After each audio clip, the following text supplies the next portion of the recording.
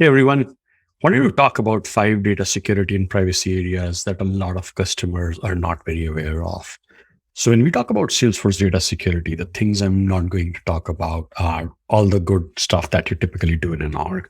So I'm sure you have single sign-on, IP allow lists, all the security configured, organization-wide settings, FLS, whatever else. All of that is in place. What else do you do outside of that? So a couple of different areas, and let's try and organize them along with the life cycle of customer. You have some way that you're getting customer data in your Salesforce, or maybe it's a lead that registers, maybe it's a contact you create when someone buys something. Regardless of how they come in, once that personal information is inside your Salesforce, there are privacy requirements that you have to adhere with. Let's start with the first one, opt-in, consent, and communication preference management. These people whose data you now have, you need their consent to process them, specifically if you are in Europe and also in a number of other regions, including Australia, United States, Canada, China, and so on and forth. And what that means is you need to have their consent in a number of these places with an explicit opt-in where they have agreed to let you process their data. That could be a form where they check a checkbox. That may be something you send an email to them or call them and ask them. And it may be just because they signed a contract with you. Once you have this consent, you can also leverage this information to send them marketing communications. And for that, again, you need to have very granular communication preferences by channels such as email, SMS, phone, and by purpose such as marketing, customer service, and so on. Okay, that's the first area, managing consent and communication preferences inside Salesforce for all the personal data that you have in Salesforce. You may have this consent and preference management outside of Salesforce Integrate, or you may have it here. And from here, it needs to integrate with your Marketing Cloud, Pardot, Eloqua, Marketo, MailChimp, or whatever you have. That's the first area from a preference and consent perspective. The second is around now safeguarding this production data that you have.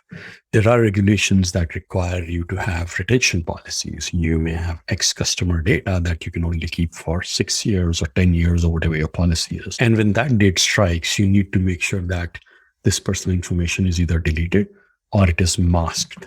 You can do either one. And our customers do, a number of those things.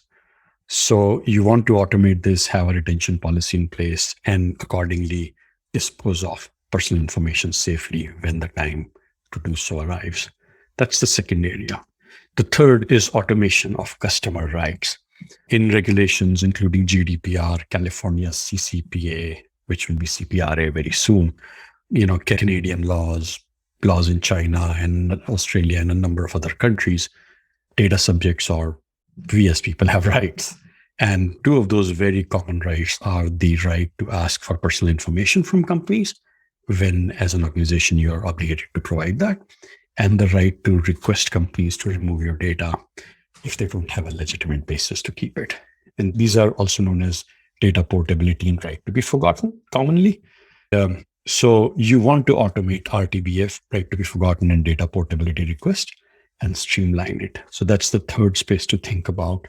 Smaller companies, you may do it manually, but what we've seen lately is even mid-size and large companies get hundreds of these requests every month, and it's only going to ramp up as new regulations keep trickling in. So that's the third area, automation of customer rights.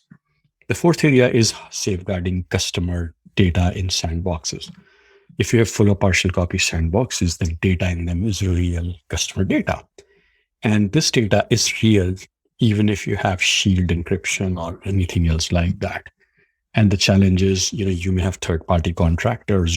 You may have your internal people who are testing things in sandboxes, and that can accidentally trigger an email to real customers.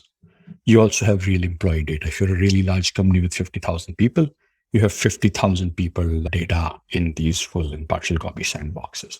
So to safeguard data in sandboxes, you want to mask or delete PII from sandboxes.